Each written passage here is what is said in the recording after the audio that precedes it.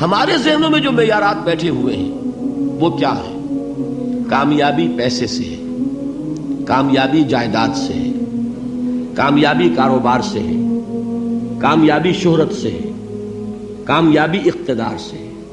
یہ معیارات ہیں. جو جتنا دولت مند اتنا کامیاب، جو جتنا مشہور اتنا کامیاب، جو جتنا پاپولر اتنا کامیاب، جو حکومت پر پہنچ گیا کامیاب، جس نے بڑا کاروبار جما لیا کامیاب، جس نے بہت جائیداد بنا لی کامیاب. یہی ہے اصل میں ساری بس کی گانٹھ. جو تصور کامیابی کا ہوگا اسی کے مطابق آپ کی بھاگ دوڑ ہوگی، اسی کے لیے جد و جہد ہوگی، اسی کے لیے توانائیاں صرف ہوں گی، اسی کے لیے دن رات کی مشقت ہوگی. یہ ہے اصل شے جس کی یہاں نفی ہو رہی ہے.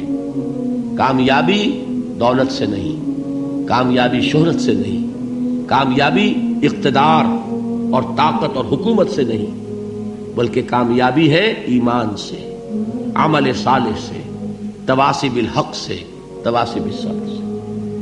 آپ غور کیجئے اس نقطہ نظر کا، اس ایٹیچیوڈ کا، یہ جو مینٹل ایٹیچیوڈ ہے اس کا بدل جانا ہی انسانی شخصیت کے اندر انقلاب برپا کرے گا.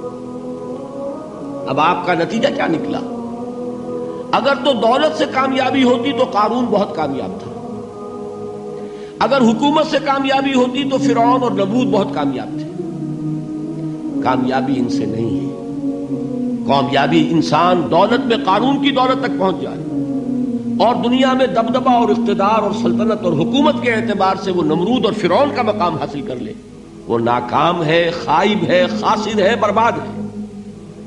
اور ابو ذر غفاری کامیاب ہے، چاہے ان کے پاس کچھ نہیں تھا، جھونپڑی تک نہیں تھی، کوئی گھر نہیں تھا. حضور نے فرمایا ہے اللہ کے کچھ بندے ایسے ہوتے ہیں جو کسی محفل میں جانا چاہیں تو انہیں اجازت نہ ملے، جو کہیں اگر رشتہ کرنا چاہے کوئی ان سے رشتہ کرنے کو تیار نہ، کہیں کوئی سفارش کرنا چاہے تو ان کی کوئی بات ہی نہ سنے. لیکن اللہ کے ہاں ان کا وہ مقام ہے کہ اگر بھولے سے بھی کسی بات پر قسم کھا بیٹھتے تو اللہ ان کے قسم کی لاج رکھتا ہے. یہ ہے فرق. یہ جان لیجیے اچھی طرح. اس بات کا مان لینا آسان، اس پر سبحان اللہ کہنا آسان، لیکن اس کے مطابق آپ کے اپنے ذہن کا بدل جانا بہت مشکل. اس لیے کہ ہم متاثر ہوتے ہیں اپنے ماحول سے. وہ بڑا محل ہے، دیکھ کر ایک دفعہ جھجری آتی ہے، وہ بڑی سی 20 فٹ لمبی کار سناٹے کے ساتھ آپ کے پاس سے گزر گئی. ایک دفعہ اعصاب کے اندر ارتعاش ہوتا ہے، محسوس ہوتا ہے بڑے یہ نصیبے والے لوگ ہیں، بڑے خوش نصیب، بڑے کامیاب. حالانکہ کچھ معلوم نہیں کہ یہی سب سے بڑی بد نصیبی ہو سکتا ہے کہ یہی سب سے بڑی ناکامی ہو. اگر ذہنوں میں یہ بات بیٹھ جائے کامیابی کس شے سے. یہی وجہ دیکھیے قرآن مجید میں بارہا آپ دیکھیں اولئک ھم المفلحون، یہ ہے لوگ کامیاب ہونے والے. آج یہ آپ نے نماز میں وہ آیات سنی، یا ایھا الذین آمنوا ارکعوا واسجدوا واعبدوا ربکم وافعلوا الخیر لعلکم تفلحون. اے ایمان والو، رکوع کرو، سجدہ کرو، اپنے رب کی پرستش اور بندگی کرو اور اچھے کام کرو تاکہ تم کامیاب ہو جاؤ. تو کامیابی کن چیزوں سے ہے؟ یہ ہے سب سے بڑا سبق. یہ ہمارے دل میں اگر بات بیٹھ جائے، ٹھک جائے، تو زندگی بدل جائے گی. صبح و شام بدل جائیں گے، نقشے بدل جائیں گے، بھاگ دوڑ کا رنگ بدل جائے گا، ویلیو سٹرکچر بدل جائے گا. آج وہ ایک چیز نہایت اہم نظر آ رہی ہے، کل نہایت غیر اہم نظر آئے گی. جیسے کہ حضور کی حدیث ہے مالی ولد دنیا، مجھے تمہاری اس دنیا سے کیا سروکار ہے.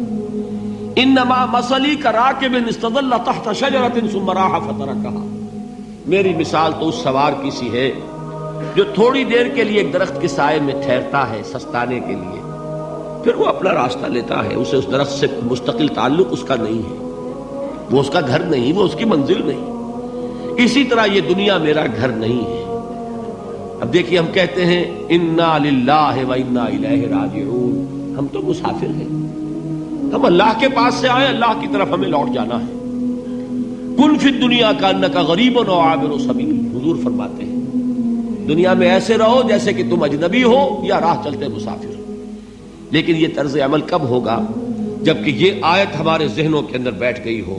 والعصر ان الانسان لفی خسر الا الذین آمنوا وعملوا الصالحات وتواصوا بالحق وتواصوا بالصبر.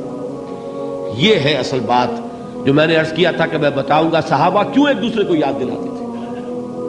اس لیے کہ دیکھیے جیسے برف باری اگر ہو رہی ہو، آپ باہر نکلیں گے تو برف آپ کے کپڑوں پر جم جاتی ہے نا، تو آپ جھٹکتے ہیں کپڑوں کو تاکہ برف ہٹ جائے.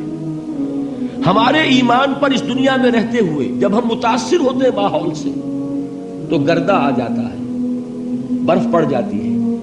اس کو جھٹکتے رہنے کی ضرورت ہے، اور وہ جھٹکنے کی بہترین اور مؤثر ترین شکل یہی ہے کہ یاد رکھو کامیابی ان چیزوں سے نہیں ہے.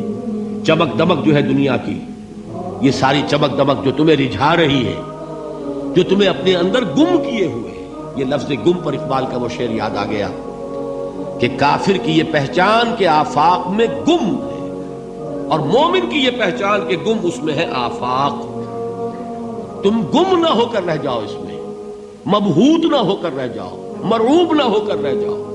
دنیا ہی کی محبت تمہارے اوپر ڈیرے نہ ڈال دے، تمہارے دلوں کے اوپر مسلط نہ ہو جائے.